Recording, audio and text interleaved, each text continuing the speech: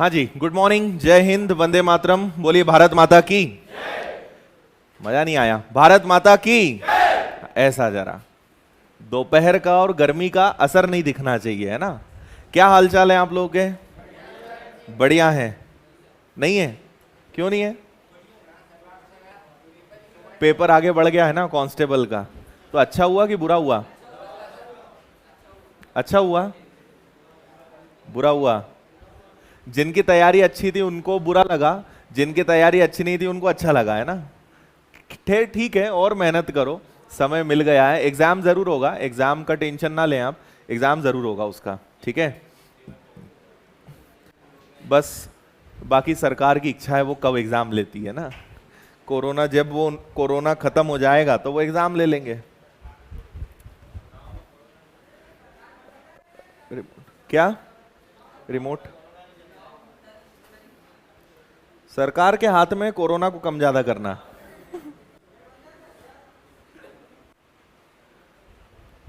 चलिए करें शुरू। हाँ हाँ, आ जाओ। नहीं नहीं, तुम लिखा किसके लिए तुमने? तो कौन बोलेगा? नहीं, तुम बोलोगे तो सुनाओ। भाई मेरे लिए लाइन लिखी और मैं ही पढ़ूं, ऐसा तो नहीं होता है। आ जाओ आ जाओ, जल्दी आ जाओ, सबको अच्छा लगेगा। शर्माओ मत, आ जाओ। तो फिर बस, तो आ जाओ दौड़ के जल्दी। भाई तुम बोलो, अगर मुझे लाइन दोगे तो मैं उसको पढ़ूंगा, तुम बोलोगे तो उसमें भावनाएं रहेंगी, है ना। आ जाओ।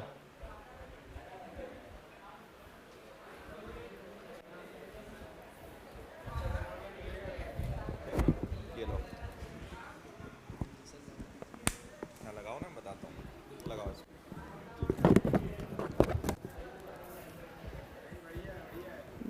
बस। हेलो। हेलो। ये लो, इसको जेब में रख लो। नहीं सर। नहीं। आदिश सर की भी एक अजब कहानी है। आदिश सर की भी एक अजब कहानी है, जो प्यार से सभी बच्चों को अंक गणित पढ़ाने की निशानी है। जो प्यार से सभी बच्चों को अंक गणित पढ़ाने की निशानी है। 200 बच्चों के बीच आप हंसते रहते हो आदिश सर, 200 बच्चों के बीच आप हंसते रहते हो आदिश सर। बस इसी अंदाज से तो ये पूरी क्लास आदिश सर से अंक गणित पढ़ने की दीवानी है।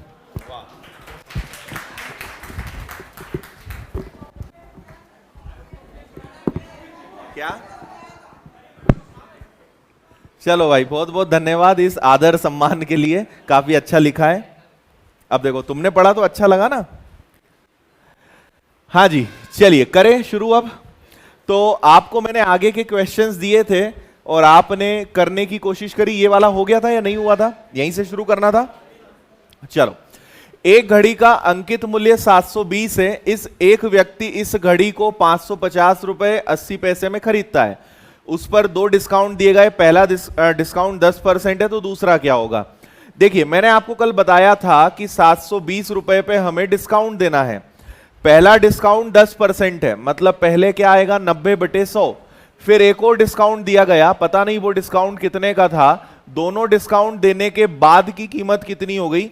550 रुपए 80 पैसे। किसी ने हल किया? देखो, 100 से ये दो आपके कट जाएंगे। इससे ज्यादा कुछ नहीं हो सकता। 100 का गुणा इसमें करोगे तो 5508 हो जाएगा। 80 का 100 में गुणा होगा तो ये पूरा हट जाएगा। 550 के आगे 8 आ जाएगा। और आपका 72 और 9 ये दोनों इसके नीचे आ जाएंगे। और इधर आपका बचेगा तो केवल क्या बचेगा? x, है ना। सभी के यूनिट डिजिट अलग अलग हैं। अगर हम देखें तो यहां है 8, है ना।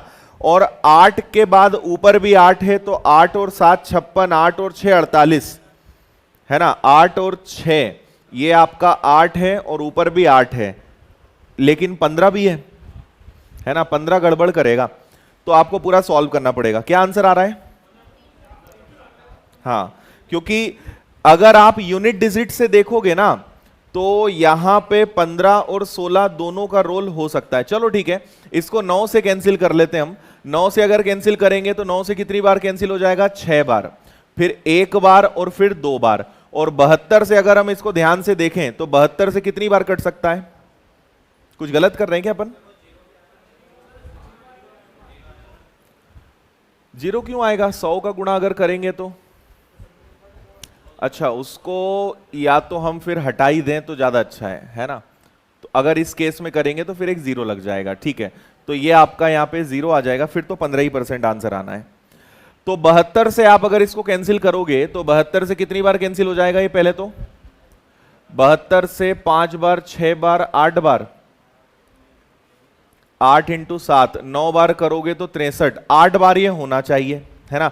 72 से अगर आप 8 बार करोगे, और अब तो वैसे भी यूनिट डिजिट जीरो है तो जीरो आपके 15, मतलब ये 85 आ रहा होगा शायद, है ना। और फिर आप 100 में से अगर 85 माइनस करोगे तब जाके आपको क्या पता चलेगा कि यहां पे कितना प्रतिशत का डिस्काउंट है, 15। कितने लोगों का आंसर आया? बस चलो आगे, इतना समझ में सभी को? और ऐसा एक और क्वेश्चन था शायद ये वाला, इसका आंसर आया किसी का? नहीं आया? करो जल्दी।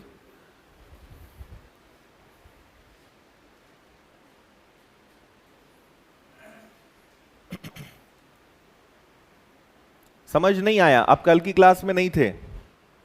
इसमें समझने लायक कुछ नहीं है, कल ये बताया था एक डिस्काउंट 10 है, एक यहां पे कुछ ना कुछ आएगा, जो भी आएगा वो हमेशा 100 से कम आएगा, 100 में से घटाएंगे मतलब 15% का डिस्काउंट होगा, तभी यहां 85 आएगा। तो अगर 85 आया है मतलब सेकंड डिस्काउंट कितना होगा? 15% होगा, कल बताया था ये।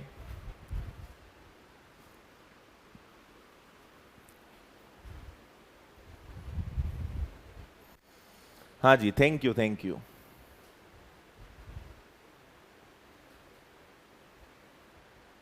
अच्छा, इधर आगे खाली आगे आ जाओ गर्ल्स, अगर इच्छा हो तो।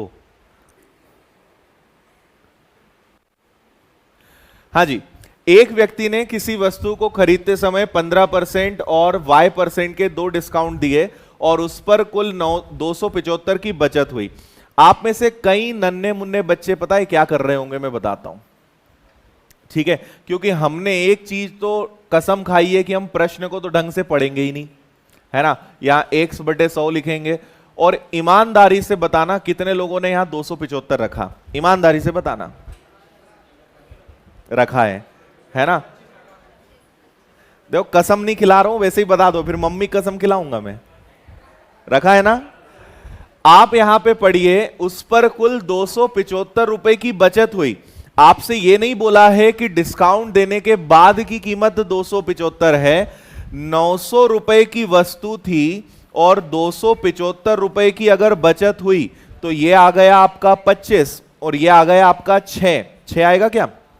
मतलब यहां पे डिस्काउंट देने के बाद की कीमत क्या हो गई होगी? 625। ये बचत है, ये डिस्काउंट के बाद की कीमत नहीं है, है ना।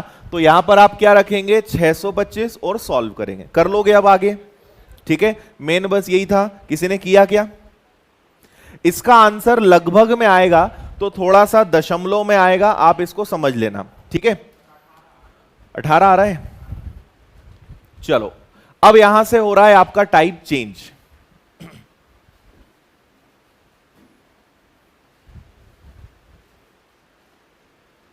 अच्छा,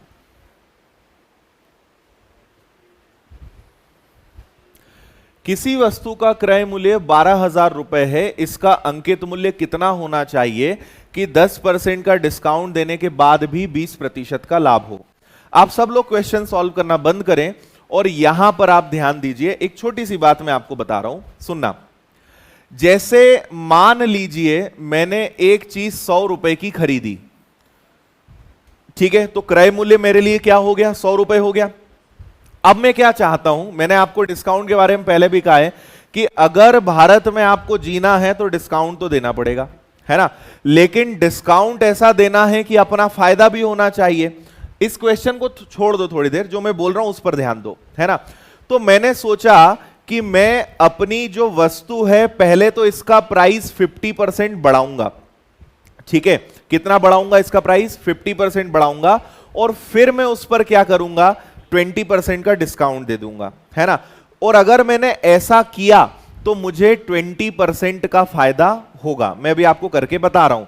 मतलब मैंने ये सोचा कि अगर 100 रुपए की वस्तु है तो मुझे कम से कम 120 रुपए तो मिलना चाहिए, लेकिन अगर मैं 120 रुपए अगर आपसे बोलूंगा तो आप डिस्काउंट मांगोगे, तो मैंने क्या करा, इसके ऊपर लिख दिया 150, है ना। और अगर 150 पर मैंने 20% डिस्काउंट दिया, 20 रुपए नहीं 20%, 30 रुपए होता है, अगर मैंने इस पे 30 रुपए का डिस्काउंट दे दिया तो मुझे वो वस्तु कितने की मिलेगी, 120। मतलब मुझे क्या करना है, पहले किसी भी चीज का प्राइस बढ़ाना है और उसके बाद फिर उस पर डिस्काउंट देना है, लेकिन यह पहले से डिसाइड है कि मुझे फायदा कितना चाहिए। इतनी बात समझ में आई। अब आप जरा इस प्रश्न पे फिर से गौर फरमाएं। आपसे कहा गया है कोई चीज 12,000 की है ना, इसका प्राइस क्या करें, कितना इसका प्राइस पहले तो बढ़ाएं कि जब हम 10% का डिस्काउंट दें, मतलब पहले तो हम प्राइस बढ़ाएंगे, प्राइस बढ़ाने के बाद 10% का डिस्काउंट देंगे, उसके बाद भी कितना फायदा होना चाहिए, 20 का। बात समझ में आई, मतलब कट पिट के 20% बचना चाहिए। तो मैं आपको इसकी एक बहुत अच्छी ट्रिक बताता हूं, फिर इसको थोड़ा सा आपको बेसिक से भी बताऊंगा। आपको जो भी कॉस्ट प्राइस दी है कोई दिक्कत नहीं है, नीचे आप हमेशा डिस्काउंट रखेंगे, ऊपर आप हमेशा प्रॉफिट रखेंगे।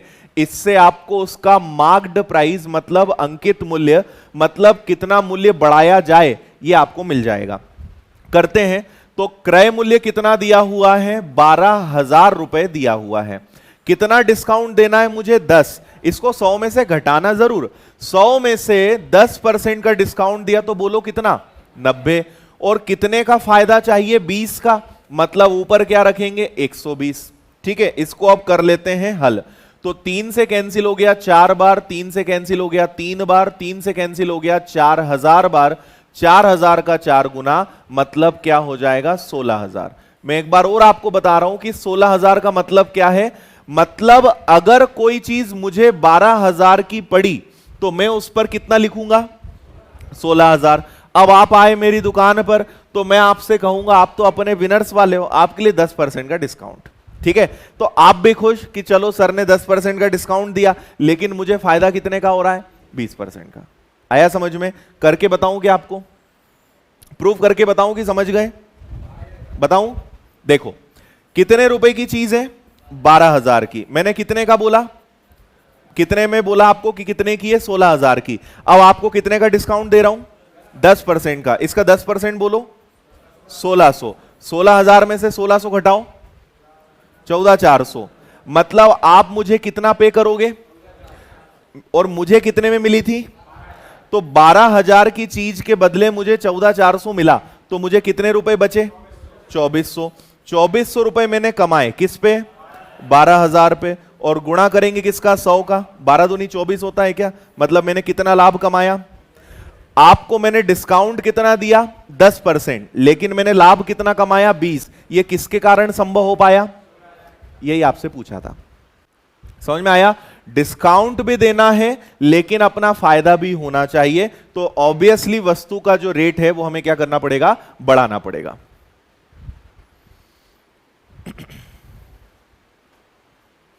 ओके, समझ में आया सभी को?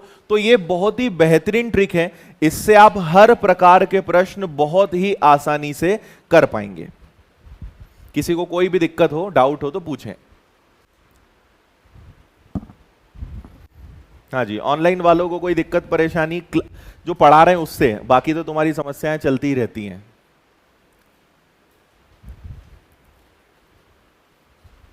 ठीक है, और बेसिक बताऊं कि समझ गए?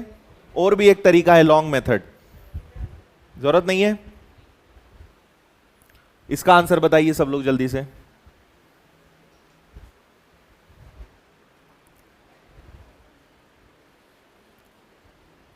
अरे यार, इन लोग इसमें रिपीट करने लायक क्या है यार, एक बार मैं रिपीट कर देता हूं आपको। ये मैंने एक फॉर्मूला बताया है कि इसमें आपको रखना है, क्रय मूल्य प्रश्न में दिया हुआ है 12,000, डिस्काउंट हमेशा नीचे आएगा, 10% का डिस्काउंट दिया तो 90, प्रॉफिट चाहिए 20% का तो वो ऊपर आएगा। जब इसको हल करोगे तो 16,000 आंसर आ जाएगा। ए आ रहा है? सिंपल कॉस्ट प्राइस में डिस्काउंट का भाग प्रॉफिट का multiply is equal to marked price, right. तो आपको अच्छा इस बार क्या करा है, अच्छा अभी भी क्रय मूल्य ही दिया है, तो आप यहां रखेंगे 51,000। कितने का डिस्काउंट दिया गया, 15% का, मतलब 85, और कितने का फायदा होना चाहिए, 25% का, मतलब 125। तो अपना इससे आंसर आएगा। करते हैं इसको सॉल्व। तो ये दोनों 5 से कैंसिल हो सकते हैं। अच्छा इसको कैंसिल कर रहे हो, चलो 17 से 5 बार, 17 से 3000 बार, और 5 से इसी को कैंसिल कर दो, कितनी बार, 25, 25 का 3 गुना, उस वस्तु का प्राइस कितना बढ़ाकर कर दोगे आप, 75,000, 75,000 आंसर आ जाएगा।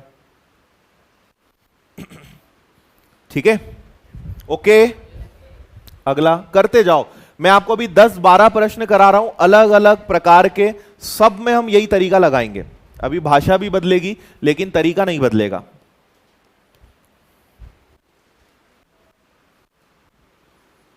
एसपी नहीं देंगे ऐसे प्रश्न में कभी।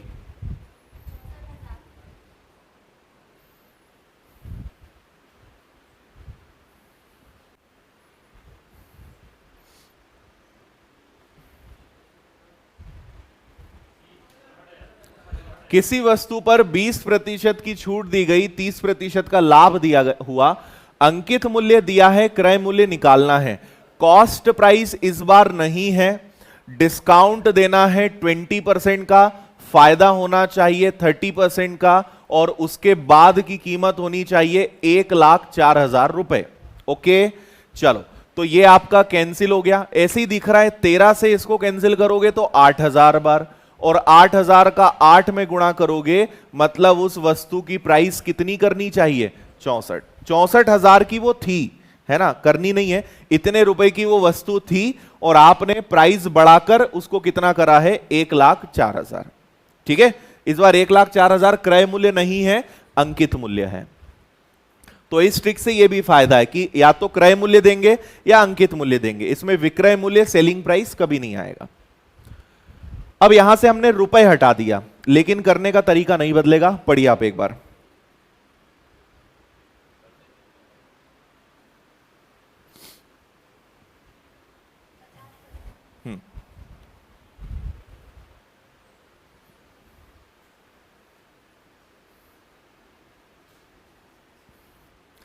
किसी वस्तु का अंकित मूल्य कितना बढ़ाया जाए कि 20% का डिस्काउंट देने के बाद भी 20% का प्रॉफिट हो। इस बार क्रय मूल्य दिया है क्या, हाँ या ना में बोलो जल्दी, दिया है। जब नहीं देंगे तो क्या करोगे, 100 मान लोगे। माना क्रय मूल्य कितना रुपए है, 100, कितने का डिस्काउंट देना है, 20 का, और प्रॉफिट भी कितना होना चाहिए, 20। तो उसका अंकित मूल्य क्या हो, कितना बढ़ाएंगे। तो देखो 40 से कैंसिल करा 2 बार, 40 से कैंसिल करा 3 बार, 3 से कैंसिल करा 50 बार, 50 का 3 गुना, मतलब उसका अंकित मूल्य कितना करना पड़ेगा, 150, जबकि क्रय मूल्य कितना है, 100, मतलब आपने प्राइस कितना बढ़ाया, ए आंसर आया। इसको करो।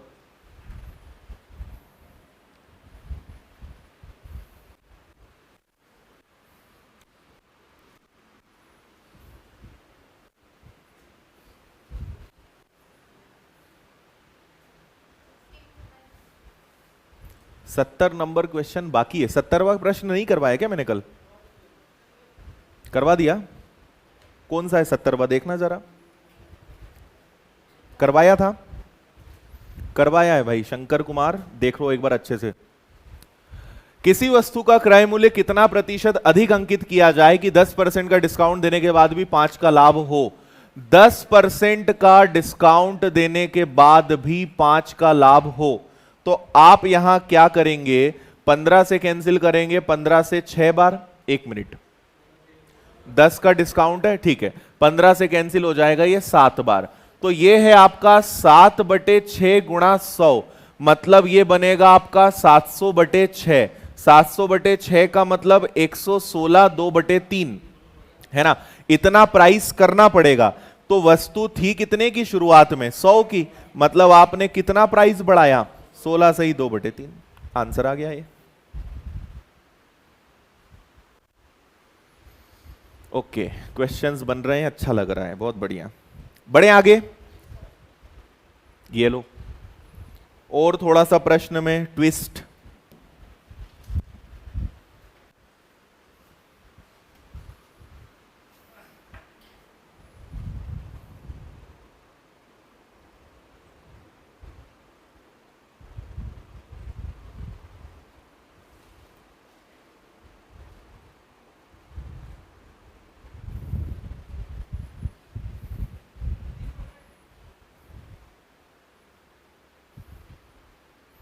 तरीका अभी भी सेम लगेगा, मैं आपको उसी तरीके से करके बताऊंगा। देखो इधर क्या हो रहा है, एक ही वस्तु को दो कंडीशंस पर बेच रहे हैं, है ना, और आपसे कहा है किसी वस्तु पर 10 का डिस्काउंट दें तो 35 का प्रॉफिट, अगर 20 का डिस्काउंट दें तो कितने का प्रॉफिट। तो सुनना एक बार जरा इधर देखो, कॉस्ट प्राइस नीचे डिस्काउंट रखते हैं, ऊपर प्रॉफिट बराबर मार्क्ड प्राइस, ये एक कंडीशन हो गई।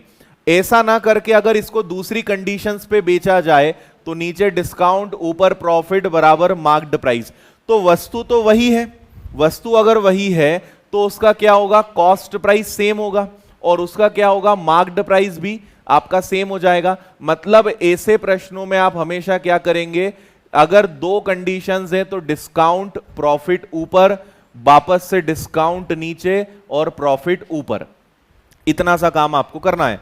तो आपसे कहा कि 10% का डिस्काउंट दिया, अगर 10% का डिस्काउंट दिया तो 35% का प्रॉफिट हुआ, अगर 20% का डिस्काउंट देते तो कितने का प्रॉफिट होता, है ना भाई। प्राइस तो सेम है, मान लो कि कोई चीज 100 रुपए की थी, उसको मैंने 150 का लिख दिया, अगर मैंने इस पर 10% का डिस्काउंट दिया तो 35 का फायदा होगा, अगर इस पर 20% का डिस्काउंट दिया तो कितना, मतलब अंकित मूल्य तो समान है ना, और अगर अंकित मूल्य समान है तो क्रय मूल्य भी समान था, तो वो दोनों हट गए, बचेंगी बस ये दोनों चीजें। इसको आपको सॉल्व करना है।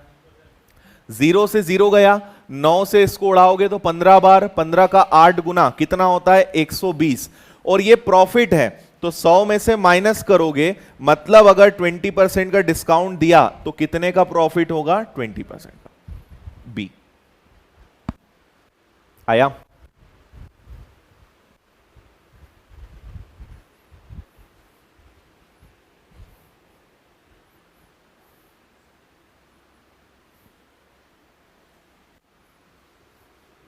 इसको आप पता है अनुपात समानुपात से भी कर सकते हो, है ना, ये एक्चुअली ट्रिक उसी से बनी है। 10% का डिस्काउंट, अगर 90% पर बेचेंगे तो 35% का प्रॉफिट, अगर 20% का डिस्काउंट दें तो कितने का प्रॉफिट, याद है ये, इससे भी आप कर सकते हो। ए अनुपात बी समानुपात सी अनुपात डी, तो इसमें इनका गुणा होता है और इनका गुणा होता है, 90 गुणा एक्स बराबर में 135 गुणा 80, फिर आप इसको सॉल्व करोगे, 135 गुणा 80 बटे में 90, तो यह आ जाएगा आपका 120, बात वही की वही एकदम, उसी को हमने ऐसे लिख दिया, ठीक है। इसका आंसर बताओ।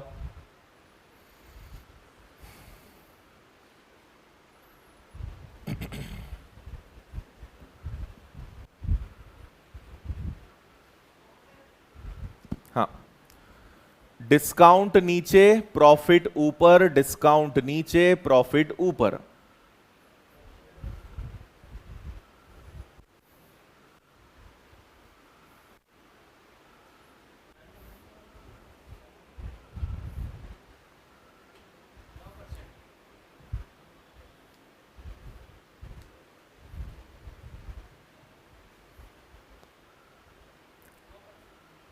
बताइए। 9, देखो 10% का डिस्काउंट दिया मतलब 90, तो 17% का लाभ मतलब 117, कितने का, 30% का अगर डिस्काउंट दें तो कितने का लाभ होगा, लाभ नहीं इस बार हानि बोला है, ठीक है। वैसे भी देखो आंसर अगर 100 से ज्यादा आया तो प्रॉफिट, 100 से कम आया तो लॉस, वो नहीं भी बोले तब भी हम उसको पता लगा सकते हैं। तो 9 से 0 से आपका ये 0 गया, 9 से ये कैंसिल होता है 13 बार, 13 का 7 गुना 91, 100 से कम आ रहा है तो 100 से ये कितना कम है, 91, मतलब यहां 9% का क्या हुआ होगा, हानि।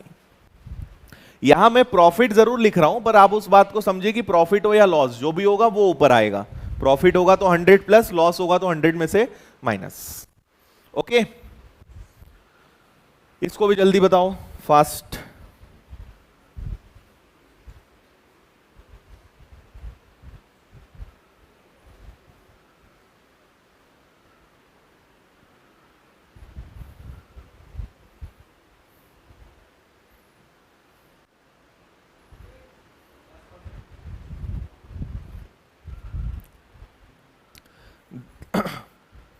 दस परसेंट का डिस्काउंट दिया तो 20% का प्रॉफिट, और 20% का डिस्काउंट दिया तो कितने का प्रॉफिट, है ना।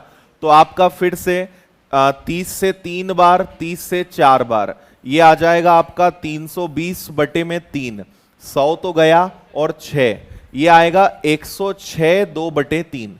तो इसमें से आप 100 माइनस करोगे तो 6 2/3 या 6.66, दोनों का मतलब एक ही होता है। ए आंसर आएगा, 16 नहीं आएगा, है ना, 6 आएगा।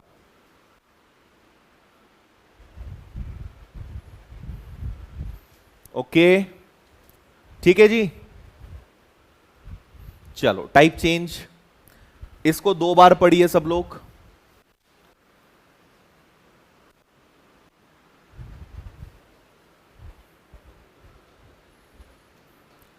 इस चैप्टर का कंफ्यूज करने वाला प्रश्न पढ़ने पर, समझने पे आपको एकदम आसान लगेगा।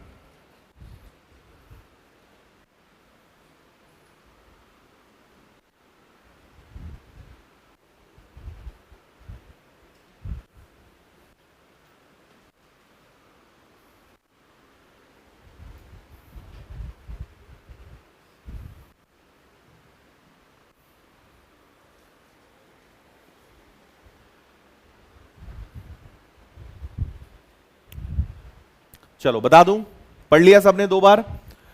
किसी वस्तु को 20% लाभ पर बेचा जाता है यदि इसे 10% कम में खरीदते, 18 रुपए कम में बेचते, 30% का लाभ होता। देखो इस सवाल में एक्चुअली क्या हो रहा है कि 2 कंडीशंस हैं, एक ही वस्तु को 2 अलग अलग कंडीशंस पर बेचा जा रहा है। कैसे, यहां देखो, आपको पता है हर चीज 100 होती है ना।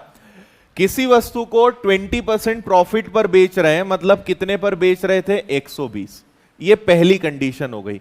फिर उस व्यक्ति के मन में और लालच आया, उसने सोचा अगर 10% कम में मिल जाती, मतलब कितने में मिल जाती, है ना, ये दूसरी कंडीशन चालू हुई। 10% कम में मिलती मतलब 90 में, 18 रुपए कम में बेचते तो 30% का प्रॉफिट होता। क्योंकि इधर पूरा परसेंटेज चल रहा है तो आप थोड़ी देर के लिए इस 18 रुपए को साइड कर दो, आप भूल जाओ कि ये प्रश्न में है ना। 10% कम में खरीदते तो 30% का लाभ होता, मतलब खरीदते कितने पे, 90 पे, और इस पर कितने का प्रॉफिट लेते, 30% का। तो मुझे बताओ 90 का 30% क्या होगा, बोलो, 27 होगा। प्रॉफिट है तो जुड़ जाएगा, मतलब 90 पर 27 जोड़कर वो इसे कितने में बेचेगा, 117 में। अब मैं जो पूछूं वो बताना, पहले वही चीज कितने में जा रही थी, 120 में, अब कितने में जा रही है, कितना कम हो गया, 3% कम हुआ। और ये पता है किसके कारण हुआ, 18 रुपए कम करने के कारण। 18 रुपए कम होने से 3% कम हो गए। तो आपका अगर 18 रुपए 3% है तो 100% क्या आंसर आएगा, 600, है ना। ये थोड़ा सा इसलिए अजीब हो जाता है क्योंकि पढ़ने पर लगता नहीं कि इसको इस तरीके से सॉल्व करेंगे। एक बार और रिपीट कर रहा हूं, प्रश्न 2 कंडीशंस पर है। किसी वस्तु को पहले 20% फायदे पर बेच रहे थे, मतलब कितने पर बेच रहे थे, 120 पर। अगर 10% कम में खरीदते, 10% कम मतलब 120 में से 10 गया, कितना, 90। और रुपए को हमेशा साइड कर देना, इस प्रश्न में रुपए की बात हो उसको हमेशा बाजू कर देना। आप 18 रुपए को भूल जाओ तो 30% का प्रॉफिट होता। 90 का 30% कितना होता है, 27, क्योंकि लाभ है तो जुड़ेगा। 27 जोड़कर कितना बन गया, 117 बन गया।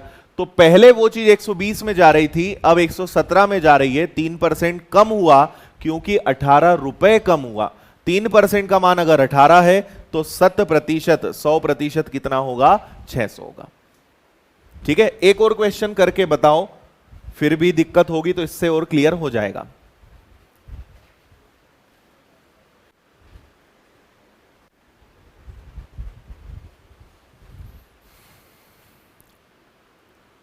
एकदम सेम।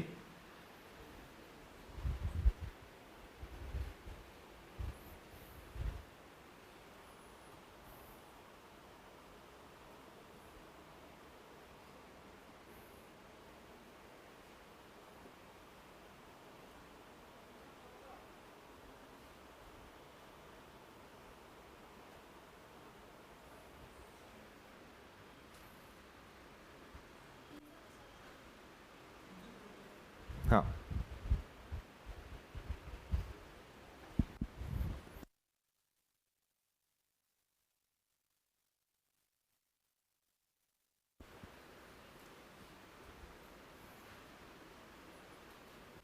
हाँ जी।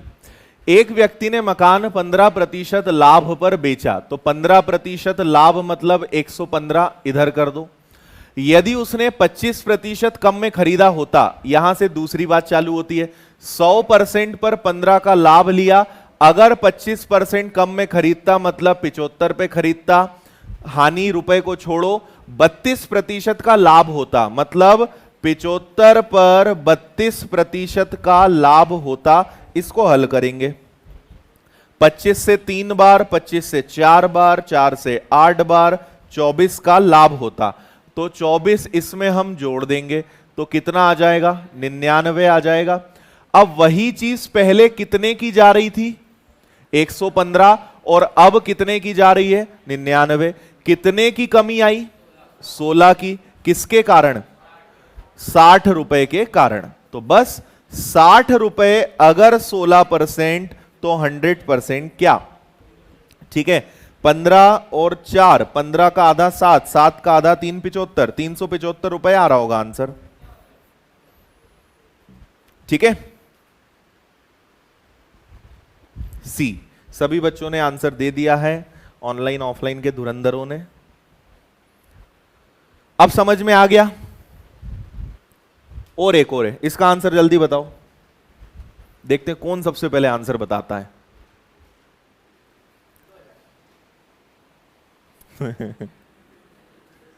तुक्का तुम अब करो जल्दी से, अब तुम वैसे ही हार गए इतनी देर में।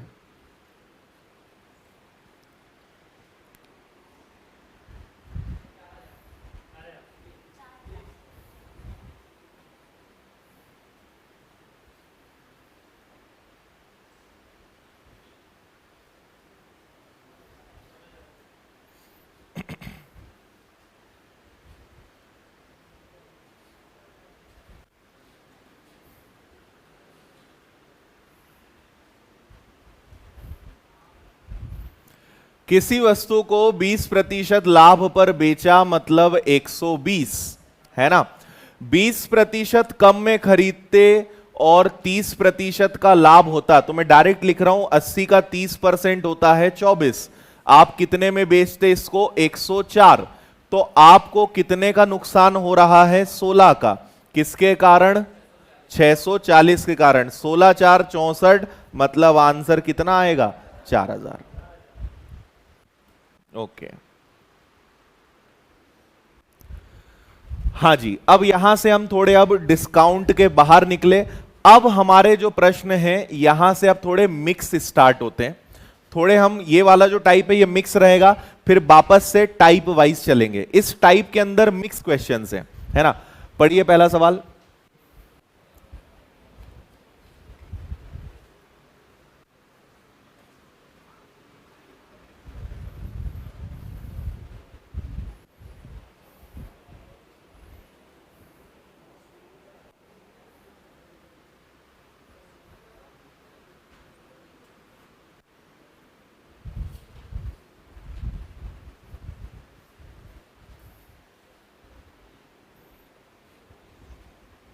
टफ लग रहा है थोड़ा,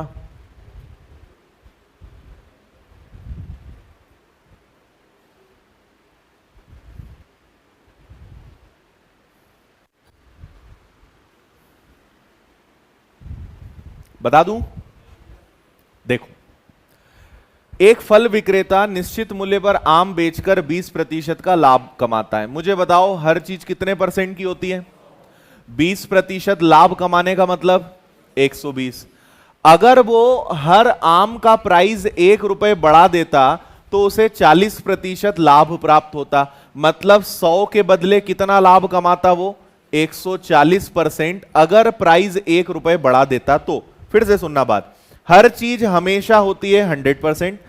पहले वो 20% प्रॉफिट कमा रहा था, तो 100 का 20% कितना हुआ, 120। अगर 1 रुपए और बढ़ा देता तो प्रॉफिट 40% हो जाता, मतलब 100 से कहां कूद जाता वो, 140 पर। इतनी बात समझ गए। तो ये जो 100 है इसको मैं बोल सकता हूं कॉस्ट प्राइस, क्रय मूल्य। ये जो 120 है इसको मैं बोल सकता हूं सेलिंग प्राइस 1, विक्रय मूल्य 1, और इसको मैं बोल सकता हूं सेलिंग प्राइस 2। कोई दिक्कत किसी को? बुरा तो नहीं लगेगा ऐसा लिख देंगे तो? किसी को बुरा तो नहीं लगेगा? चलो अब इनको बताओ कि क्या इन सबको आप 20 से कैंसिल कर सकते हो? बोलो 20 से कैंसिल हुआ 5, 20 से कैंसिल हुआ 6, 20 से कैंसिल हुआ 7। अब ये बताओ कि पहले विक्रय मूल्य क्या था, अब क्या हो गया? तो विक्रय मूल्य 6 से 7 हो गया, मतलब अनुपात में कितना बढ़ गया? 1। और रुपए में भी कितना बढ़ा भाई? 1 रुपए बढ़ा, तभी तो विक्रय मूल्य 6 से 7 हुआ। पहले हम 6 रुपए में बेच रहे थे, अब कितने में बेच रहे हैं? 7 में। तो पहले अनुपात 6 था, अब 7 हो गया, अनुपात कितना बढ़ गया? 1। और रुपए भी कितना बढ़ा? 1। मतलब 1 की वैल्यू क्या है? तो 1 का गुणा सब में कर दो। तो आम था 5 रुपए का, पहले उसको 6 में बेच रहे थे, बाद में उसको 7 में बेच रहे हैं। खत्म। क्या पूछा है आपसे? प्रथम स्थिति के अनुसार, प्रथम स्थिति कौन सी है? यही है क्या? प्रथम स्थिति के अनुसार आम का विक्रय मूल्य क्या था?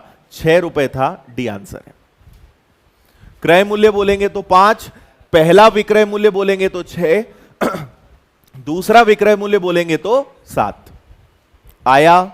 मान लो यहां 1 रुपए की जगह 2 रुपए होता तो 1 बराबर 2, 2 का गुणा हम सब में करते, पर अनुपात में भी अंतर 1 का है और रुपए में भी अंतर 1 का है। 1 बराबर 1, तो आप उससे सभी आंसर निकाल सकते हो। ठीक है? अब बताओ टफ था कि इजी था? इजी था। ये लो, ये भी इजी है।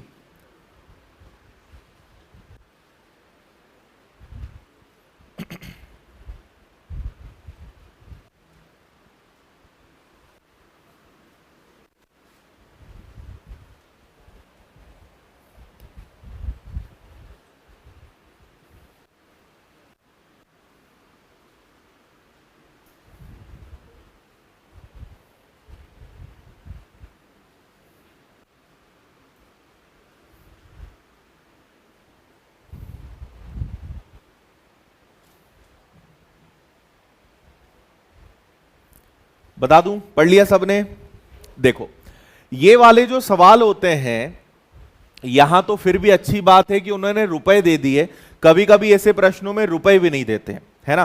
तो हमेशा ध्यान रखिए जब भी ऐसे प्रश्न आते हैं, और ये चीजें जैसे आप बोलोगे, आप में से कई लोग सोचते हैं सर हमें कैसे पता चलेगा? तो आपको अभी तक नहीं पता था, आज आप ये एक प्रश्न करोगे, फिर एक और प्रश्न करोगे, फिर प्रैक्टिस शीट में इस प्रकार के प्रश्न आएंगे, तो फिर आगे से आपको भी पता चलने लगेगा कि कब कुछ मानना है ना? पहले से आप पता चल जाते तो आप इंसान थोड़ी होते, आप अंतर्यामी होते। तो आप अंतर्यामी नहीं है, आप और हम इंसान हैं, और हम कोई चीज पहले से पता नहीं कर सकते, हम उसको सीखकर बार बार प्रैक्टिस करके पता लगा सकते हैं, है ना? भाई जैसे मुझे बताओ कि ये कौन से चैप्टर का प्रश्न है? परीक्षा में कैसे पता चलेगा ये कौन से चैप्टर का प्रश्न है? अगर मैं इसके यहां पे कहीं ट्रेन ब्रेन लिख देता तो तुरंत आपका दिमाग चलता ना कि ये ट्रेन का सवाल है। कैसे पता चला? पढ़कर पता चला ना। आपने ट्रेन चैप्टर पढ़ा, आपने प्रतिशत चैप्टर पढ़ा, आपने अनुपात चैप्टर पढ़ा, फिर आप क्षेत्रमिति पढ़ोगे, अलजेब्रा पढ़ोगे। जब सारे चैप्टर्स पढ़ोगे तो समझ में आ जाएगा ये कौन से चैप्टर का प्रश्न है। तो ये सब चीजें प्रैक्टिस से आती है, क्योंकि जैसे ही मैं ऐसी चीजें बताता हूं, जो ब्लड प्रेशर जिनका बड़ा कम ज्यादा होता है वो टेंशन लेते हैं, है ना? बेहोश होने वाले बच्चे, अरे सर हमें कैसे पता चलेगा इसमें कुछ मानना है? तो मैं इसलिए पहले से बता रहा हूं कि ये सब चीजें अनुभव से आती है, ये सब चीजें प्रैक्टिस से आती हैं। आपसे कहा है एक व्यक्ति 100 रुपए में कुछ सेवफल खरीदता है और उनकी कीमत का 20% यातायात पे खरीदता है। 100 रुपए में सेवफल खरीदता है, कितनी?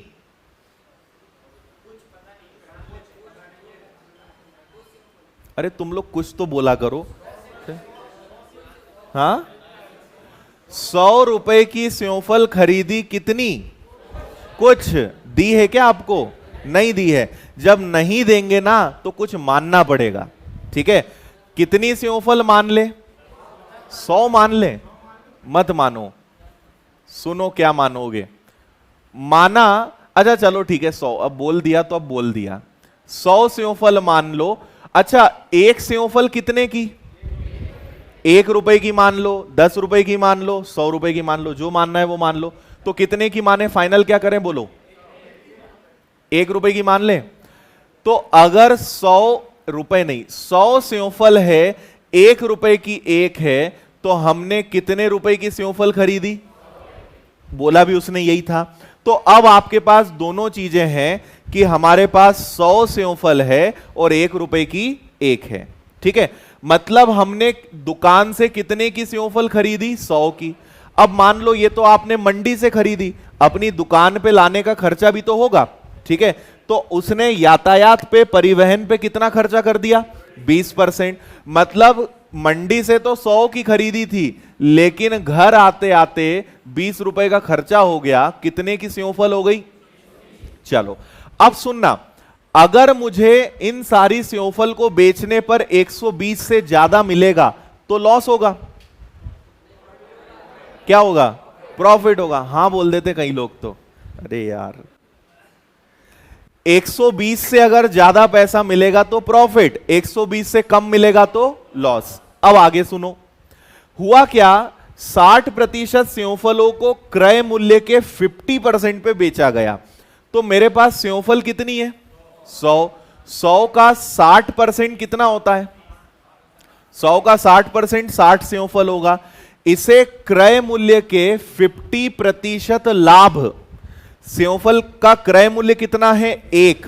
अब मुझे यह बताओ कि 1 रुपए की सेवफल को 50% लाभ पर बेचना है तो कितने में बेचें? 1.5 रुपए में, 1.5। अगर कोई वस्तु 1 रुपए की है और मैं 50% मतलब आधा फायदा चाहता हूं, मतलब 50 पैसे का फायदा, तो कितने में बेचेंगे? 1.5 में ही तो बेचेंगे, है ना? तो मैंने 60 सेवफल 1 रुपए के बदले 1.5 रुपए पर बेची, तो मुझे कितना मिलेगा? 90। 15 इंटू 6 90। अच्छा, बची कितनी सेवफल? 40। अब ये सेवफल मान लो खराब हो गई, शेष को क्रय मूल्य के आधे, हाफ ऑफ कॉस्ट प्राइस, क्रय मूल्य का आधा। क्रय मूल्य कितना था? तो 1 की सेवफल खराब हो गई तो मैंने आधी कीमत पे बेची, मतलब कितने पे बेची? 50 पैसे पे। तो 40 सेवफल 50 पैसे की, मतलब तो मुझे सब बेचने पे कितना रुपया मिला और लग कितना गया? तो खर्चा कर दिया मैंने 120, जबकि हाथ में आया 110, मतलब 10 रुपए का नुकसान हुआ। क्या? किस पर हुआ? 120 पर। गुणा करेंगे 100 का, 1/12 का मतलब क्या होता है? 8 सही 1/3% या 8.33% का नुकसान आया। तो ये फायदा है। फायदा क्या? आपको करना ही पड़ेगा, इसमें मानना ही पड़ेगा। ठीक है, और मानने में कुछ नहीं है, ऐसा कोई रूल नहीं कि नहीं 100 और 1 मानना है। आप 10-10 मान लो, 10-10 मान लो, है ना? 100 और 100 मान लो, 100 और 10 मान लो, जो इच्छा है वो मानो। आंसर में कोई चेंज नहीं आएगा, सब चीजें अपने आप चेंज हो जाएंगी। आखिरी में कट पिट के आंसर 8.33 ही आएगा। ओके, अभी एक और इससे भी अच्छा प्रश्न है, टाइम है ना अभी अपने पास है।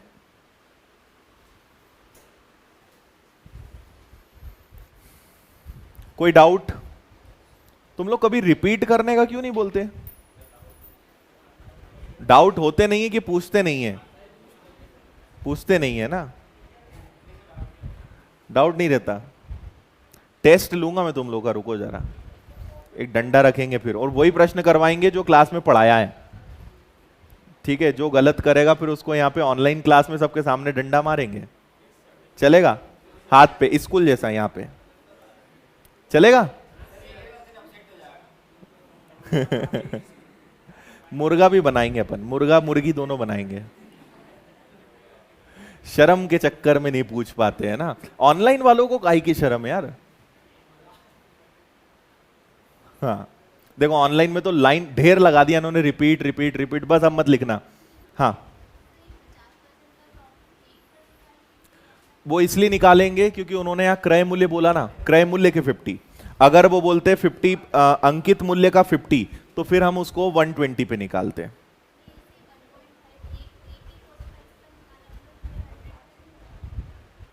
नहीं तो हर सेवफल 1 रुपए वाली को 1.5 पर बेचेंगे तो 60 कितने में बेचेंगे? उसने बोला ना 60% सेवफल को 50% प्रॉफिट पे बेचा, तो इतने कोई बेचेंगे ना, बाकी को क्यों बेचेंगे? चलो, ऑनलाइन वालों की भारी डिमांड पर इस प्रश्न को एक बार और समझाया जाता है ना। देखो इधर, तुम लोग तो बोलोगे ही, ऑनलाइन तुम लोग फायदा पूरा उठाते हो, है ना। क्या होता है, सामने इतने लोग बैठे रहते हैं तो कई लोग शर्म हया लाज लज्जा के चक्कर में पूछ ही नहीं पाते। ऑनलाइन वाले नहीं शर्माते, वो बिल्कुल फायदा उठाते हैं इस चीज का। तो देखो, इस सवाल के बाद जो अगला कराऊंगा उससे आपको ये वाला फंडा और अच्छे से समझ में आ जाएगा, है ना। फिर भी एक बार इसको और समझाते हैं।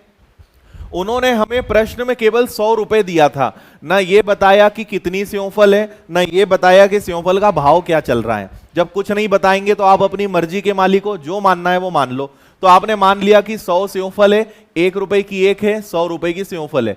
दुकान से घर लाने का खर्चा 20 रुपए लग गया। आपकी टोटल सेवफल जो खरीदी 100 की थी लेकिन अब हो गई 120 की।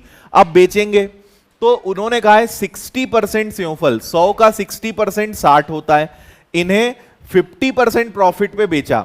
अगर सेवफल 1 रुपए की है तो उसका 50% मतलब आधा, आधा मतलब 50 पैसा, 50 पैसा मतलब 1 रुपए की सेवफल को कितने में बेचेंगे? 1.5 में। इनका गुणा किया 90 आया। बची हुई जो सेवफल है 100 में से 60 गया 40, ठीक है। 100 में से आपने अगर 60 घटाया तो वो आ गया 40, और इन्हें आधे प्राइस पे बेचा। आधा मतलब जब सेवफल ही 1 रुपए की है तो आधे पे बेचा मतलब 50 पैसे पे, तो इनका गुणा किया 20 आया। अब इनका योग जब आपने किया तो 110 आया, जबकि लागत तो 120 पड़ गई। तो 120 की सेवफल 110 में बेची, 10 रुपए का नुकसान हुआ। और ये अपनी लागत तो ये है ना, लागत ये मानेंगे कि ये मानेंगे कि 100 मानेंगे? अब यहां लागत 100 नहीं मानेंगे क्योंकि 20 रुपए भी तो जुड़ गए, तो अपनी लागत क्या मानी जाएगी? 120। तो हम लाभ या हानि 120 पर कैलकुलेट करेंगे। 10 रुपए का नुकसान 120 रुपए पर, 8.33% का लॉस।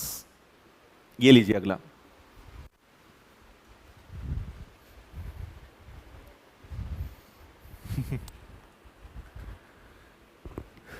इस बार न रुपए दिया है न कुछ, अब आपको सब अपने मन से मानना है।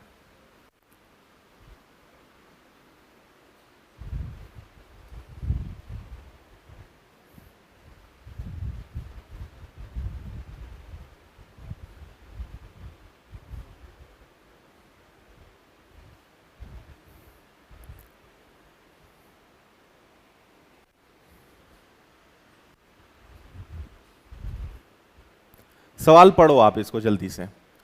अब इतना समय नहीं है कि आपको करने के लिए समय दें, तो पढ़ो फिर मैं समझाता हूं।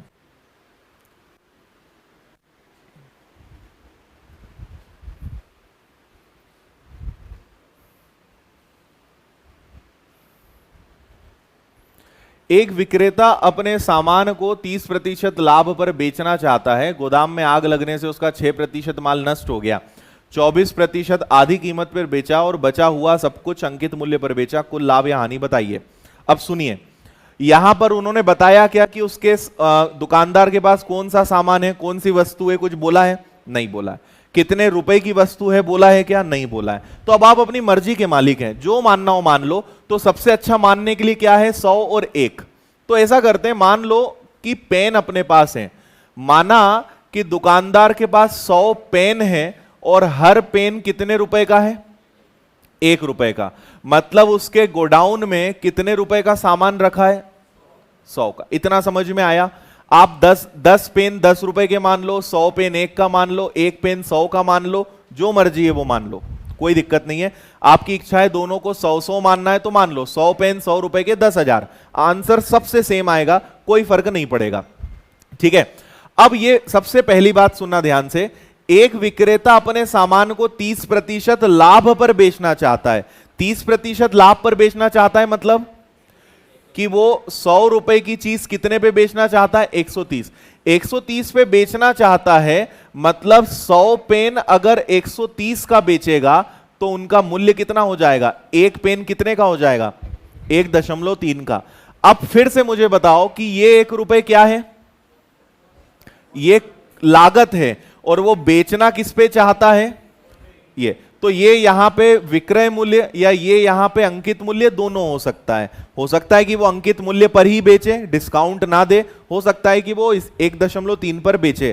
तो पेन 1 का है, 30% लाभ कमाना चाहता है, 100 रुपए के पेन 130 में बेचना चाहता है। 130 रुपए में अगर 100 पेन बेचेगा तो एक पेन कितने का? 1.3 रुपए का। कोई दिक्कत? इतना अगर आप समझ गए, आगे अब कोई दिक्कत नहीं आनी है। अब मैं आपसे जो पूछूं वो बताना।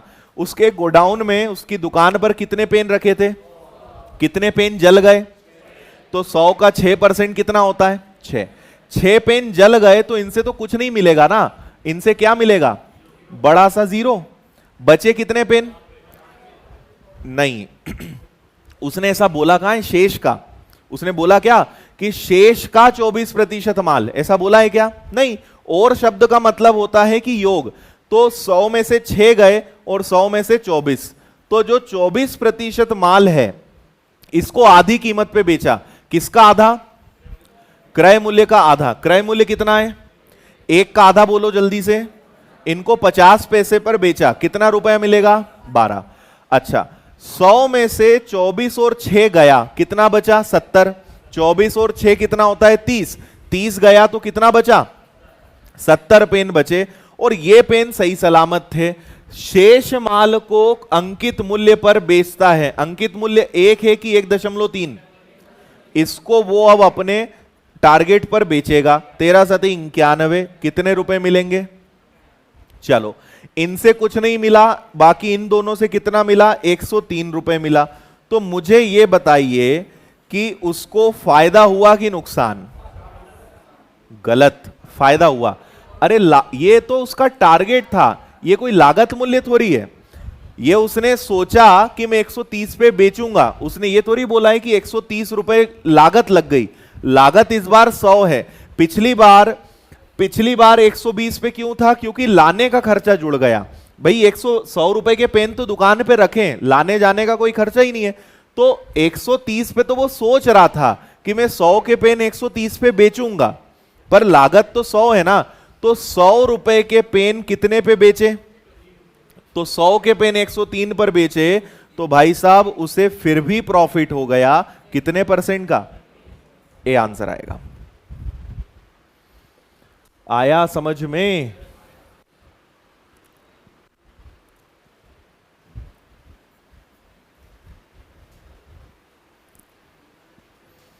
कोई दिक्कत? ठीक है। 100 में से 6 पेन जल गए, कुछ नहीं मिलेगा। 100 में से 24 पेन आधी कीमत पे बेचे, 1 रुपए का पेन 50 पैसे में बेचा। बचे पेन सही सलामत थे जिन्हें वो अपने टारगेट पर बेचना चाहता था, तो मिला 103। खर्चा तो उसका 100 का ही हुआ। भाई ये तो उसका सपना था कि मैं 130 रुपए कमाऊं, लागत नहीं है। लागत 100 है, चाहता 130 था, लेकिन मिला कितना? 103। ठीक है, 3% का फायदा उसको हुआ। चलो, बाकी आपको 4 एकदम आसान से प्रश्न होमवर्क के लिए देते हैं। तो प्रश्न क्रमांक 91 तक आज की पीडीएफ में आपको मिलेंगे, इन्हें आप कल करके लाइए। बाकी आगे बढ़ते हैं। ठीक है, अब एक बात मैं और बता दूं कि अब हमारा यहां पे थोड़ा सा एडवांस लेवल ही चलेगा, ये ध्यान रखना है ना। अब बेसिक लेवल खत्म हो गया है, अब एडवांस लेवल आपका चलेगा। तो अब सारे प्रश्न एकदम मजेदार, हाई लेवल के, लॉजिकल और दिमाग लगाने वाले रहेंगे, है ना। इसलिए अच्छे से आप पढ़िए। और इस बैच का जो उद्देश्य है वो बस यही है कि आखिरी बार पढ़ना है ना। इसलिए आपको इतनी डीप में एक एक टाइप, एक एक प्रकार, एक एक कंडीशन, हर चीज में आपको बता रहा हूं। हर चैप्टर में हम 100-150 प्रश्न करेंगे, एडवांस मैथ्स में 200 से ज्यादा प्रश्न करेंगे। तो इस बैच का उद्देश्य एकमात्र है कि आज एक चैप्टर अगर आपने पढ़ लिया तो अब उसके जितने कंसेप्ट हो सकते थे, जितने प्रकार हो सकते थे, जितनी चीजें हो सकती थी, सब सीख ली। इसके बाद आपको सिर्फ और सिर्फ क्या करना है? प्रैक्टिस करनी है। जो एग्जाम आप टारगेट कर रहे हो, आपको उसके प्रश्न पेपर, पुराने पेपर्स लगाने। मतलब एक चैप्टर अब आखिरी बार पढ़ रहे हो, ये समझ लो कि मैथ्स आप अपने जीवन में आखिरी बार पढ़ रहे हो। अब आपको दोबारा पढ़ने की जरूरत नहीं है, बस प्रैक्टिस करनी है, सिलेक्शन लेना है और आगे अपनी जिंदगी जीना है। ठीक है, इसलिए रेगुलर। और एक चीज मैं बता दूं, अगर आप रेगुलर रहेंगे तो दुनिया की कोई ताकत आपको मैथ्स स्ट्रांग बनाने से नहीं रोक सकती, है ना। और अगर आप छोड़ पकड़ करोगे, छोड़ पकड़ समझते हो, कभी आ गए फिर नहीं आए, तो आप विश्वास कीजिए कभी नहीं सीख पाएंगे। कितना ही गधे से गधा बच्चा हो, जीरो से जीरो हो, जीरो क्या वो नेगेटिव हो, जीरो भी ना हो, एकदम नेगेटिव हो, अगर वो रोज क्लास में आके बस बैठ जाए, भले उसके दिमाग में कुछ ना जाए, लेकिन 2 दिन 4 दिन 8 दिन 10 दिन, वो भी धीरे धीरे धीरे धीरे आप देखिएगा कि आप बोलते ना घिस घिस के घासीराम बनना, अपने गांव में कहावत चलती है। तो अगर आप के मतलब सत्यनारायण भगवान की कथा मान के रोज बैठ ही जाओगे तो भगवान की कृपा जरूर आप पे बनेगी, है ना। इसलिए एकमात्र कम समझ में आए, कठिनाई ज्यादा हो रही है, लेवल ज्यादा लग रहा है, सब चीज चल जाएगी। एक ही आदत ध्यान रखना, रोज आना बंद मत करना। आप तो ये मान के चलो कि बस बैठना है, अपने को तो बैठना है, क्योंकि कुछ तो दिमाग में जाएगा, है ना, और कुछ जाएगा तो धीरे धीरे ज्यादा भी जाने लगेगा। थोड़ा सा भी छेद अपना छोटा है, धीरे धीरे बढ़ता जाएगा तो फिर ज्यादा चीजें उसके अंदर जाने लगेंगी। पुरानी जो कचरा है वो साफ होते जाएगा और नया अच्छा वाला जो सामान है वो सब यहां फिट होते जाएगा। इसलिए रेगुलर रहने की कोशिश करें। आपका मैथ्स अच्छा होने से आप खुद ही अपने आप को रोक सकते हो, बाकी और किसी की अब मजाल नहीं है कि वो आपको मैथ्स सीखने से रोक सके। इसलिए आपको अच्छा मैथ्स बनाना है तो रेगुलर रहने की भरपूर कोशिश करना है। ऑनलाइन वालों को भी यही सलाह है। ऑनलाइन वाले क्या है, थोड़ी आलसी करते हैं, रिकॉर्डेड पढ़ लेंगे, तो होली पे 4-5 दिन अब अपन पढ़ाई नहीं करेंगे, होली मनाएंगे। तो ये थोड़ा सा ध्यान रखें, होली की आपकी 2 या 3 दिन की छुट्टी रहेगी मैक्सिमम, बाकी फिर अपनी क्लासेस एज इट इज रहेंगी। और वैसे भी मैं एक ही बात बोलता हूं, बेरोजगारों का कोई त्योहार नहीं होता, तो क्या करोगे तुम सूखी सूखी होली मना के, क्या कर लोगे, है ना। दुश्मनी निकालोगे कि इसने पिछली बार पोता था, इस बार इसको भी पोतना है, इससे ज्यादा कुछ नहीं करोगे, है ना। तो इस बार अगर हम त्योहारों को थोड़ा कम भी मना ले, थोड़ा कम समय देकर भी मना ले, तो शायद अगली होली, अगली दिवाली, अगली राखी और आने वाले सभी त्योहार अपनी खुद की कमाई के हों, अपनी सुकून के साथ हों, और अपने ऊपर एक गवर्नमेंट जॉब का ठप्पा लगा हुआ, तब त्योहार मनाने का अलग मजा है। अभी गांव में ऐसे ही मुंह लटका के जाओगे, छुप छुप के जाओगे, क्योंकि मजे लेंगे कि अभी तक तेरी नौकरी नहीं लगी। इसलिए अच्छा है कि यहीं रहो, पढ़ाई करो, कुछ बन कर ही जाना। ठीक है, चलिए, धन्यवाद, जय हिंद, वंदे मातरम, बोली भारत माता की, थैंक यू।